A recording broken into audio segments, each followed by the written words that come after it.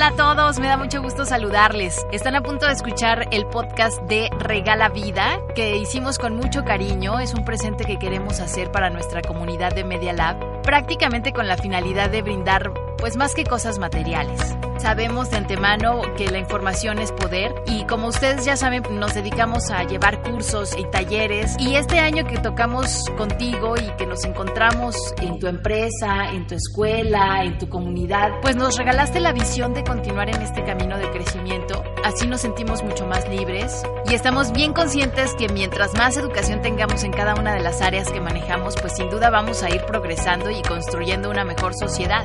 Espero que disfrutes mucho este podcast de hoy con Ana Elisa Rosas Arredondo. Ella es psicóloga clínica, es maestra en educación sexual, es terapeuta y además también es maestra de yoga. Regala vida en educación sexual. ¿Cuándo y cómo hablar con los hijos? ¿Cómo estás? Te saludo con mucho cariño a través de este podcast que ya sabes que va enfocado hacia dar información a los papás y a las mamás que están netamente involucrados en la educación cercana con sus hijos.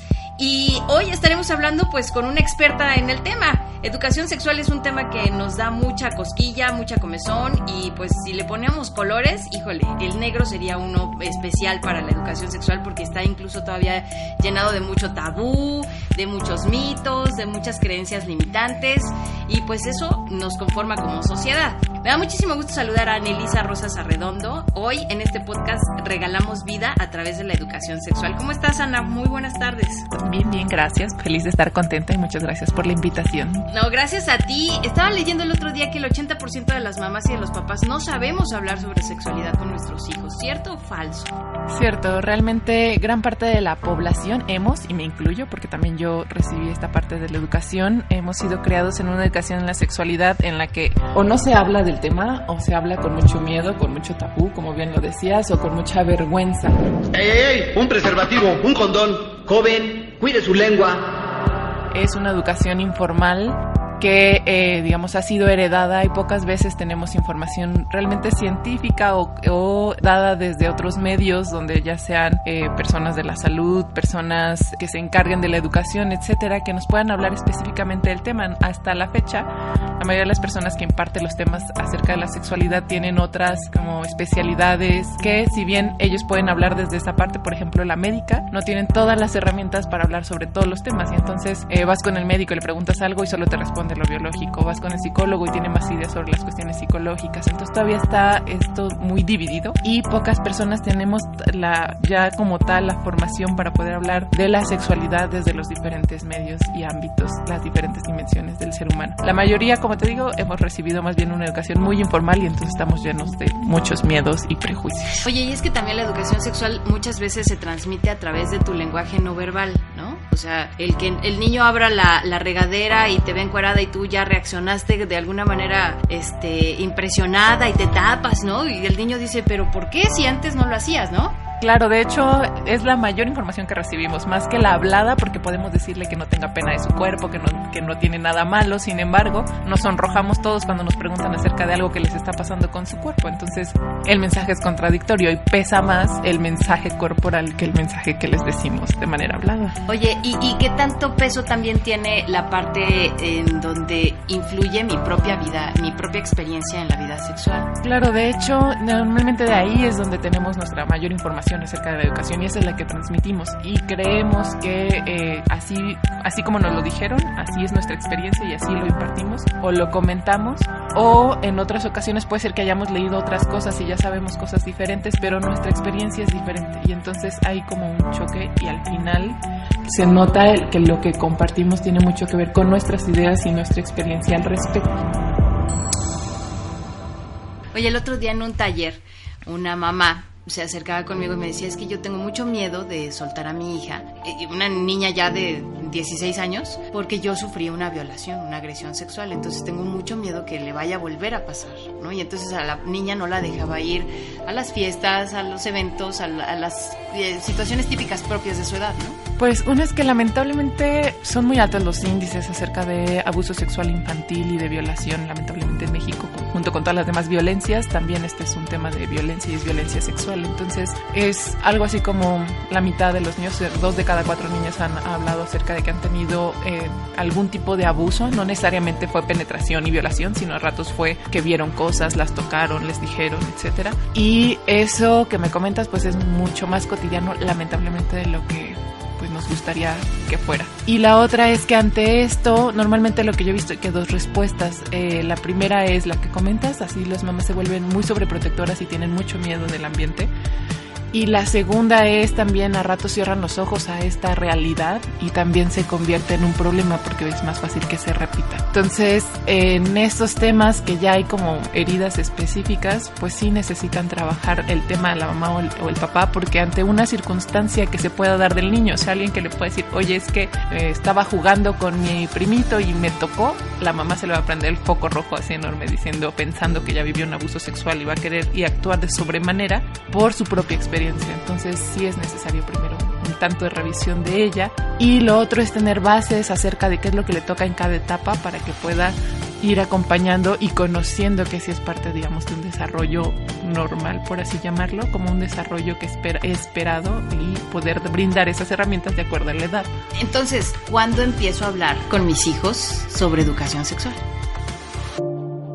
Eso es importantísimo porque se las damos desde el inicio. La sexualidad no solamente es sexo, y es que decidimos el nombre, desde que decidimos los colores, desde que pintamos la habitación. O sea, ya estamos hablando de la sexualidad infantil porque ya le estamos mandando un mensaje a esta niña o a este niño sobre qué es ser hombre y qué es ser mujer. Ir conociendo su cuerpo, ir viendo cómo desarrolla todo lo que tiene que ver con, digamos, estimulación temprana. Eso les ayuda a ir reconocimiento corporal. Y más adelante, conforme van aprendiendo a hablar, tendrían que ir aprendiendo a sumar palabras a su vocabulario acerca de su cuerpo, así como empiezan a aprender qué es la cabeza, que empiezan a aprender qué es los dedos de los pies o el piecito, y así tendrían que saber pues que se llama vulva y que se llama pene. Y conforme van creciendo podrían ir agregando algunos términos más específicos, esperando ya llegar a la etapa adulta y tener ahora sí amplio conocimiento acerca de todos estos términos. O sea que si yo como mamá o como papá estoy pensando que apenas cuando entre a la secundaria voy a empezar a tocar el tema, pues estoy como muy retrasada, ¿no? Muchos años luz atrás. Así es, porque para esa etapa los niños y las niñas ya tuvieron bastante información. Normalmente lo que sucedió es que si no se la diste tú, se la dio alguien más y le comentó acerca de... Y que cuando les dijimos que llamaba pirrín o se llamaba pajarito o tu cosita, como le quisiéramos llamar, eso ya le estábamos dando educación de la sexualidad. Y lo curioso acerca, por ejemplo, esto de los nombres, es que si bien podemos nombrar el dedo del pie, la cabeza, la pestaña sin problema, se nota y denota problemas o alguna situación extraña cuando lo tenemos que llamar por otro nombre. Entonces, desde ahí ya estamos mandando acerca de que ese tema es un tema que se desvía, digamos, de alguna manera. Entonces, sí, si creemos que es hasta la pubertad o la adolescencia, lo que va a tocar es que cuando estén en esa etapa ya no vas a tener toda la facilidad de acercarte porque ya desde antes ellos ya tuvieron información que no vino de ti, y entonces entras en una etapa en la que ya tienen alguna formación al respecto. Vamos a escuchar estos que son los mitos alrededor de la educación sexual. Mito número 1. Los padres son los únicos responsables de la educación sexual. Son los principales, no los únicos. Realmente esto es una cuestión más que nada social y tendríamos que tener todos, digamos, algunas bases. Sí son el principal medio por el cual los hijos tienen la información y la experiencia acerca de la sexualidad, porque ahí fue donde se bañaron, porque ahí fue donde los encontraron tocándose, por muchas cosas. Sí son los principales, no serían los únicos. Los educadores en las primarias, en las secundarias, en las prepas, en todas las áreas de la educación siempre ocurren cosas alrededor de la sexualidad que también deberíamos estar preparados. Inclusive en el medio a ratos pudo haber sido un tío, pudo haber sido en la calle alguien que te dijo algo, y entonces realmente la educación de la sexualidad está en todos lados. Los principales formadores sí son los padres. Ok, mito número 2. Hablar de sexo con ellos es darles permiso para que empiecen una actividad temprana.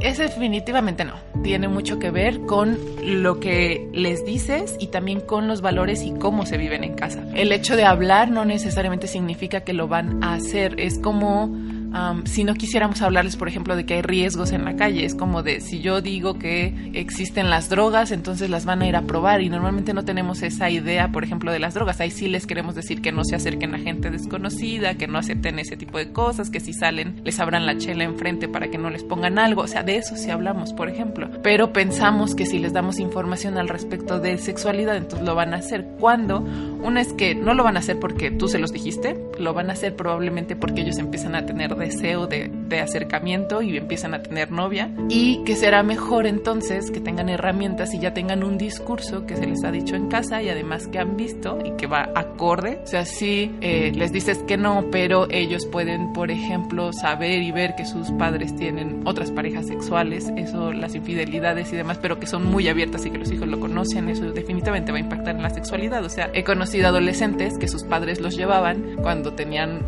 se iban con la otra mujer y los dejaban esperando en lo que iban a tener relaciones sexuales. O sea, y aunque le digas que se espere hasta el matrimonio, pues como que es algo incongruente la idea, ¿no? Entonces tiene que ser algo que se ve, que está en el discurso y que está en la conducta, digamos. Y eso tiene mucho más peso que lo que le puedes decir. Lo que tú le puedes decir ya son, digamos, como el último, la envoltura que acompaña toda esta parte que ya ha ido recibiendo. Mito número 3. Evitamos embarazos en adolescentes si la educación sexual se basa en abstinencia. Lamentablemente se ha visto que no ha funcionado. Sí podemos, y también desde la educación de la sexualidad, y eso quiero que lo sepan, que no es algo diferente, es que hablamos acerca de posponer las relaciones sexuales. Sin embargo, hemos visto que esto no se cumple en la mayoría. Sabemos que los adolescentes inician su vida sexual alrededor de hay diferentes cifras, unas más conservadoras que otras, pero las que más o menos están en promedio son de los 15 a los 21 años.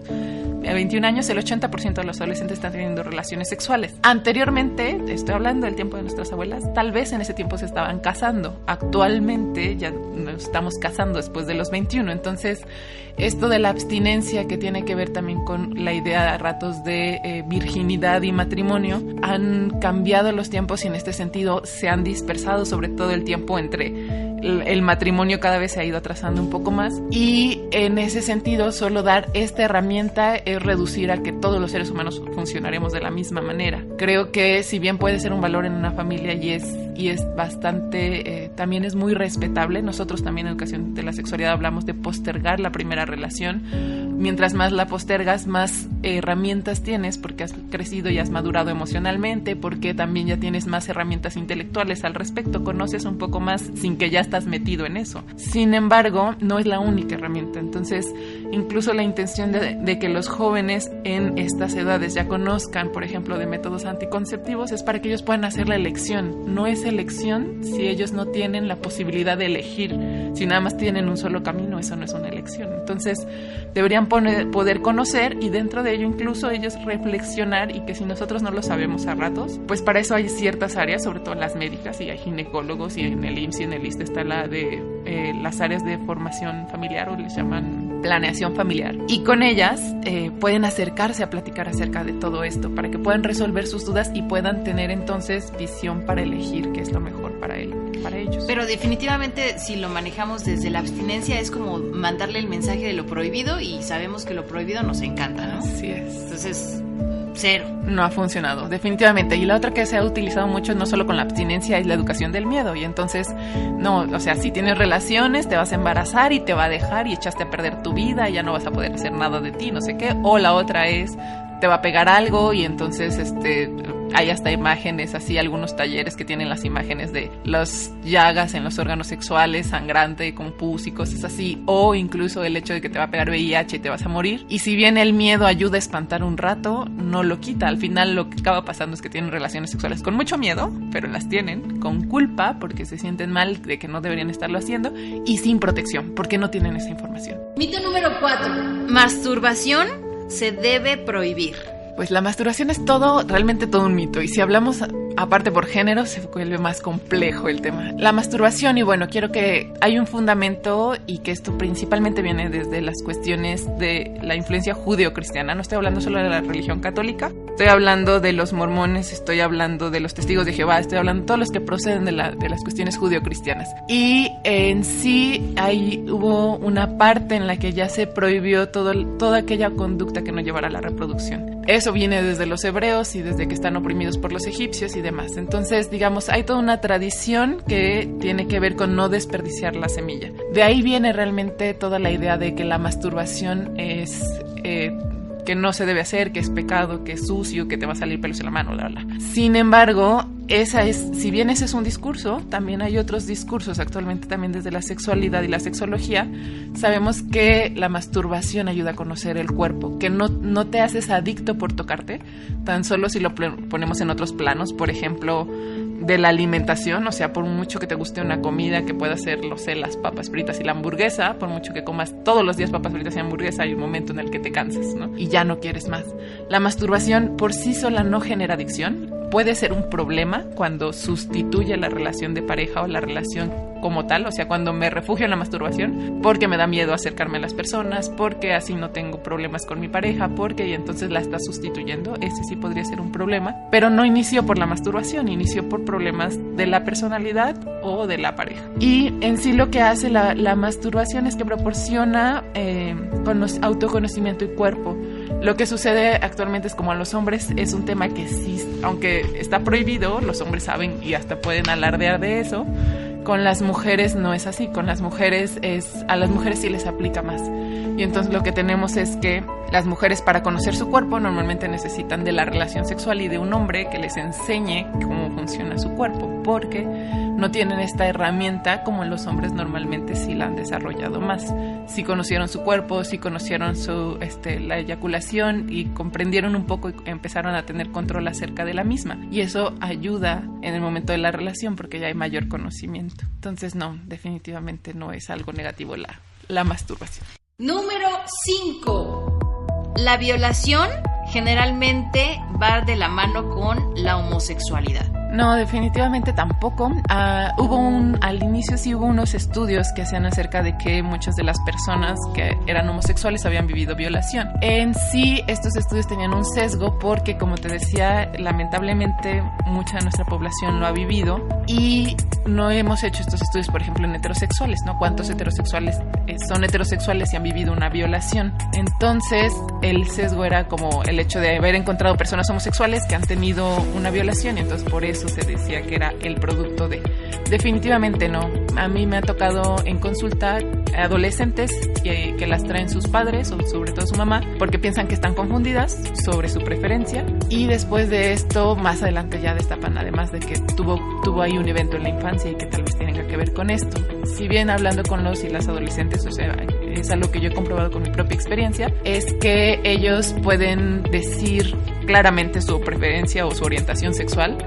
Ellos normalmente no tienen ya la duda, ya cuando los padres se enteran muchas veces ellos ya pasaron por su propia confusión, pero ya están más claros acerca del mismo, de su preferencia. Y el hecho de que haya habido un abuso o una violación deja otras marcas que sí son importantes a ratos poderlas checar, sin embargo no la preferencia. Inclusive anterior a eso, o sea, se ha tratado a la homosexualidad cuando se creyó que era una enfermedad como en terapia y por mucho que se aborde el tema de violación y demás, eso nunca va a cambiar la preferencia y nunca hizo un cambio. Entonces, realmente una cosa no está ligada con la otra, son hechos separados y que deja más bien otras huellas que son importantes en el momento. Ya de tener un vínculo con otras personas erótico, ahí sí puede haber problemas por el hecho de la violación, pero no por tu preferencia. ¿Cómo le doy vida a mis hijos a través de la educación sexual?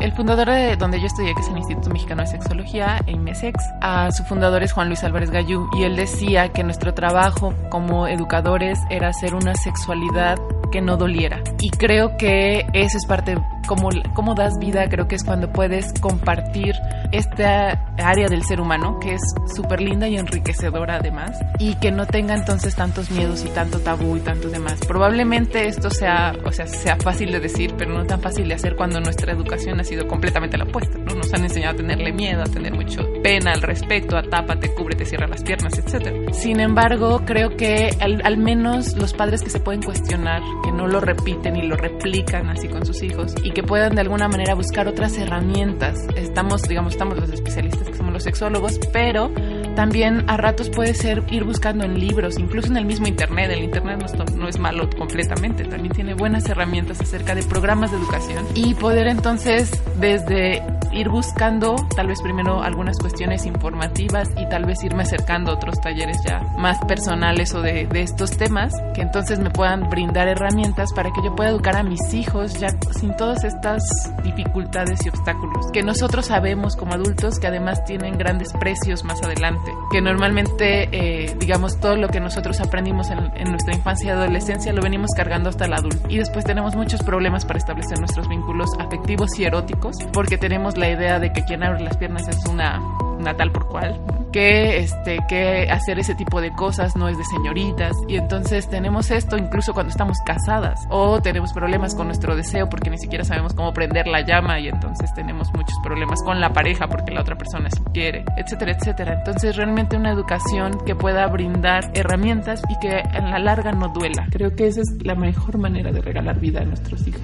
Oye, y en 6 características, ¿cómo resumirías a los papás para que tengan como esta visión limpia, sin dolor, como lo mencionas, para poder educar sexualmente a sus hijos? Netamente la primera sería información, y pensaría más que nada información sobre cuestiones biológicas y del cuerpo. Eso nos va y les va a librar como de muchos atores. Muchas de las cosas de los niños es como si pudieras explicarle, yo sé que suena así como muy extraño, pero puede ser como si pudieras explicar cómo se cambia una llanta y cómo entonces primero tal vez tienes que armar no sé qué, el triángulo, y lo pones en un lugar seguro, después de eso tienes que sacar el gato, bla, bla, bla, ¿no? Como cuestiones muy mecánicas. De esta manera es tener al menos la información básica acerca del funcionamiento del cuerpo, y que muchas veces de veras no lo tenemos. Poder educarnos en las cuestiones biológicas va a ser la primera tal vez para poder responder algunas cosas. O sea, si nosotros también tenemos... Y creo que algo importante es que si no lo sabemos, y yo pensaría que eso es lo segundo, es lo que tú puedas tener ya es un avance, y lo que no, entonces la apertura para poder decirles, bueno, igual y no lo sé, pero lo vamos a investigar, y que los hijos sepan que se pueden acercar. En los primeros años de vida tú eres su referente, o sea, tus hijos sí se van a acercar, y los niños sin tabú te lo dicen y sin pena te lo dicen, ¿qué es esto y por qué me pasa esto y me duele y me arde y lo que sea? Entonces, si desde ahí pueden ellos sentir que a ratos si quieres te agarran desprevenida, pero tú después de esto puedes así como resolverle la duda, te vuelves en un referente. Y que tal vez no lo seas porque no tienes toda la información, pero sí el hecho de que saben que se pueden acercar contigo y tú les ayudarás o los acercarás a quien necesitan acercarse para resolver sus dudas. La tercera es que creo que existen, que no son los únicos, y que existen otros medios de información, que hablando del internet, a ratos hay cuestiones en internet, pero ahí tienen que ser como mucho más buscaditas y tal vez así como impresas o algo por el estilo, o existen libros de educación de la sexualidad por etapas. En cada etapa los niños, junto con su desarrollo cognitivo, van sabiendo que van más o menos comprendiendo un poco acerca de qué es. Hay cosas que si se los explicas desde antes, aunque se los expliques no lo van a entender. Entonces realmente el saber que cuentan con otros apoyos, que son tal vez los libros acerca de la educación de la sexualidad, creo que eso va ayudando en ir construyendo este caminito. Y las últimas dos yo pensaría que es entre cuestiones emocionales y ya de relación o de pareja, ¿no? Poderles ayudar primero en las cuestiones emocionales, eso les va a brindar muchas herramientas para su vida, y eso tiene que ver mucho con sexualidad. El hecho de cómo pueden manejar sus emociones, cómo pueden entender las de otras personas, y eso no solamente de nueva cuenta se dice, sino que se ve en casa. Entonces a ratos tal vez necesiten también apoyo en cuestiones emocionales si se necesitan, y quiénes son los que te pueden apoyar, y así como está el médico y como está el cardiólogo, que son los especialistas, pues los psicólogos somos los especialistas en estos temas. Entonces creer que somos para los locos o que son para las personas que tienen graves problemas, pues es como si no quisieras que nunca fueran a un médico y los quisieras siempre estar llevando con la enfermera, y entonces pues sí, pero a ratos van a estar del médico. Entonces de la misma manera somos los psicólogos, y poder apoyar en estas cuestiones emocionales. Y la última es en cuestiones de relación, que eso lo van aprendiendo desde que les dices a los niños chiquitos que no le peguen, que porque si lo quiere no se lo puede arrebatar, y más adelante todas estas cuestiones adultas que tendremos que aprender, que aunque nos digan que no, pues duele, pero lo podemos manejar y no nos mata.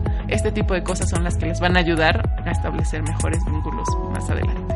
Oye, es que es una chambota que tenemos los papás, sí, ¿no? O sea, desde que me dices, pues para empezar tienes que investigar y tienes que conocer tu cuerpo, híjole, mano, ¿no? Ya me pusiste a trabajar desde ahorita. Y luego a veces los papás las regamos mucho porque el niño te dice, oye, ¿qué significa cruzar?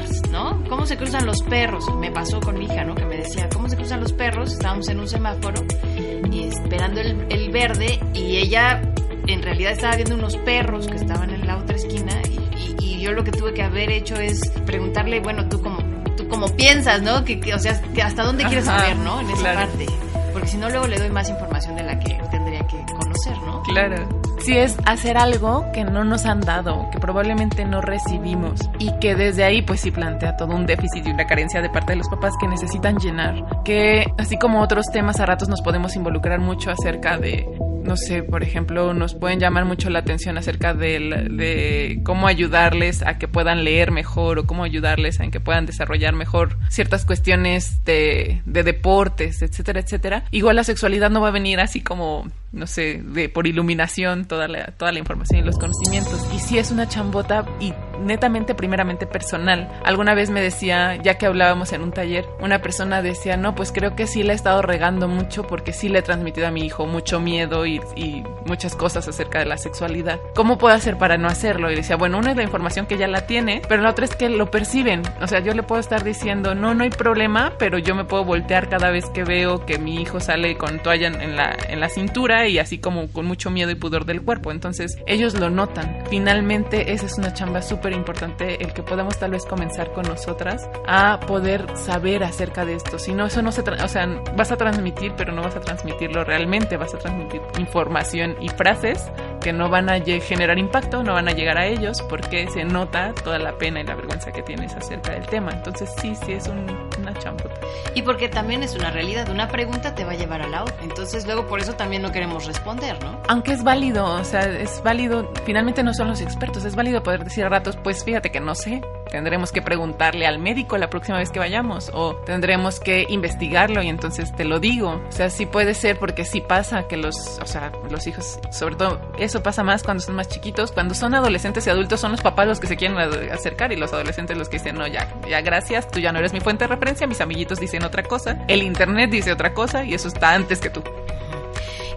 ¿Cómo responder correctamente las preguntas propias de cada edad de manera muy práctica? Ayúdanos, porque por ejemplo estoy pensando en un niño de jardín, ¿no? Que llega y te dice, mamá, ¿cómo se hacen los niños? Y pues ahí nos ponemos de mil colores, ¿no? Uh-huh. Y le damos la vuelta y no le contestamos. ¿Qué sería lo correcto y lo prudente para no malinformar? Claro, lo primero con los hijos acerca de cómo nacen, que es de las preguntas del millón.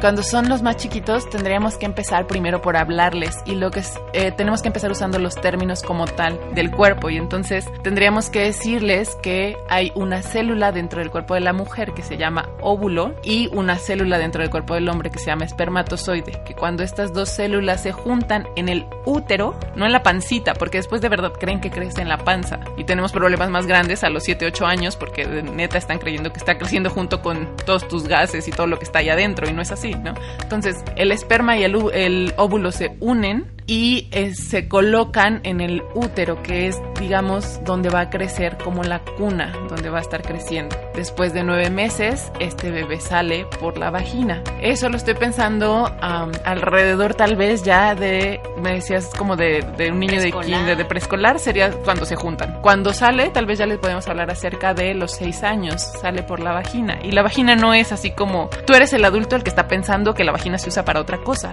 Para ese momento, a los 6 años, ellos van a pensar que la vagina sirve para que es el canal por el que sale el bebé, punto. Y más adelante, créeme, ya como por los 8 o 9 años se van a empezar a preguntar y se van a cuestionar otras cosas. Esto es al inicio. Al menos para llegar, digamos, de los 8 a los 11, sí ya deberían y ya lo van conociendo. O sea, si tú no se los dices, alguien allá afuera se los va a decir, lo que es el acto sexual como tal. Pero ya no estamos hablando del niño de kinder que sabía que se unen dos células y que crecen en el útero. Ya estamos hablando de los niños que más adelante ya empiezan a saber acerca de los órganos sexuales y demás, y entonces ahí sí ya habría que explicarles, pero nunca les vas a tener que explicar, por eso no te preocupes, acerca de cómo lo haces tú con tu pareja, qué es lo que te gusta, o sea, no te preocupes por eso. Lo que vas a tener, como te decía, esto de cambiar una llanta, es poder explicar igual en términos biológicos y mecánicos cómo ocurre. Si se lo dices de esta manera, incluso el niño puede ser así como, ¿y así nacen los bebés? Sí, ok, punto. No quedarán tantos. Hay algunos niños que algunas veces preguntan, ¿y eso duele? no duele. O sea, tampoco necesitas hablar acerca de todo lo demás, ellos lo irán descubriendo con el tiempo.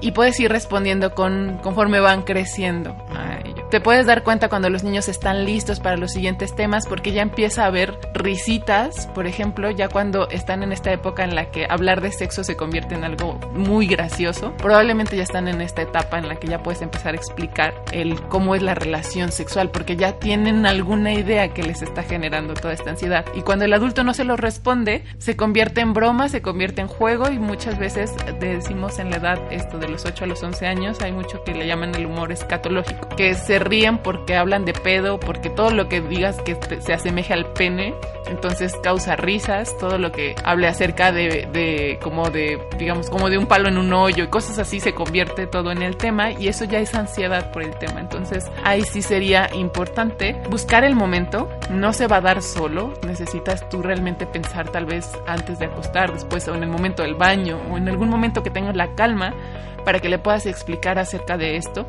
y saber si tiene alguna duda. Igual si te agarra de nuevo desprevenida, así como que con la duda, tal vez no se lo sepas decir en ese momento, sin embargo decirle, pues lo voy a investigar y te lo voy a decir para que puedas saber acerca de esto. Oye, y luego muchas veces el papá le echa la bolita a la mamá y la mamá le echa la bolita al papá, y lo ideal sería que los dos se sentaran a responder las dudas, ¿no?, al respecto. Así es, no se recomienda que hagan tanto esto de la educación por géneros, ¿no? Que si las mamás con las niñas y que si los papás con los niños, porque eso refuerza estereotipos, y eso es a veces. Por otro lado, muchas veces queda solamente a cargo de las madres, y entonces los papás olímpicamente se limpian de todo esto, de decir al respecto y de informarse. Y esto debería ser un discurso que esté por parte de los dos, si no podemos mandar discursos diferentes o hacer pensar que entonces el tema de educación y todo lo de sexualidad corresponde a la mujer, no al hombre, y ese es el tema que tenemos actualmente. O sea, parece que todo lo de educación y de cuidarse tienen que ser las mujeres, los hombres pueden disfrutarlo. Sí, desde ahí las famosas frases, ¿no? Es que ella se embarazó. Sí, claro, sí, si fuera solita, ¿no? Claro. O sea, que crece sin más. Oye, Ana, pues es una chambota, es un temota. Seguramente seguiremos pues teniendo este tipo de conversaciones para pues seguir dando vida a la gente que nos escucha. ¿Y a ti cómo te contactamos? ¿Dónde te vemos? ¿Podemos asistir cualquier tipo de personas a tu consulta? ¿A quién atiendes? ¿Dónde? ¿Cómo? ¿Cuándo? Cuéntanos. Ok, yo soy sexóloga y soy sexóloga clínica, hice la especialidad en educación, pero además sexología clínica es para atender en consulta y educación de la sexualidad es para dar talleres. Lo digo porque también habemos, por ejemplo, también hay sexólogos médicos, y es importante el primer perfil porque sabes más o menos como a qué situaciones pueden ser más especialistas al respecto. Entonces, bueno, yo soy sexóloga clínica y soy psicóloga, por lo que trabajo con los temas emocionales y con el área de sexualidad. Doy consulta, el lugar donde doy consulta se llama Encuentros Centro Multidisciplinario en Rincón de los Arcos, en Irapuato, Guanajuato, y bueno, creo que por ahí estaremos compartiendo la información también en las plataformas para que puedan conocernos al respecto. En Facebook nos encuentran como Encuentro Centro Multidisciplinario, es SC, porque si no, tal vez no aparezca, es un arbolito con unas mariposas. También tenemos página web que es www.encuentroscm.com. Oye, Ana, pues muchísimas gracias. Gracias por regalar vida a través de esta plática muy breve, muy cortita, pero muy sustanciosa, que nos da pauta, pues para que si nos quedaron dudas, seguir informándonos y seguir buscando más datos al respecto. Y en esta temporada, pues qué mejor que regalar vida, ¿no? Es lo más interesante y lo más bonito que podemos hacer, abrazarnos desde las emociones. Sí, realmente les agradezco la invitación y para mí es un gusto y un honor estar por acá porque estos temas de educación creo que hace falta mucho, sí, impartirlos. Entonces, me agrada que estén en estas plataformas y muchísimas gracias, con gusto. No, gracias a ti. Pues ahí está, estamos regalando vida con educación sexual oportuna, pronta y específica. Espera el próximo podcast porque te va a gustar, créeme que sí, y te va a seguir regalando vida. Gracias, adiós, bye bye.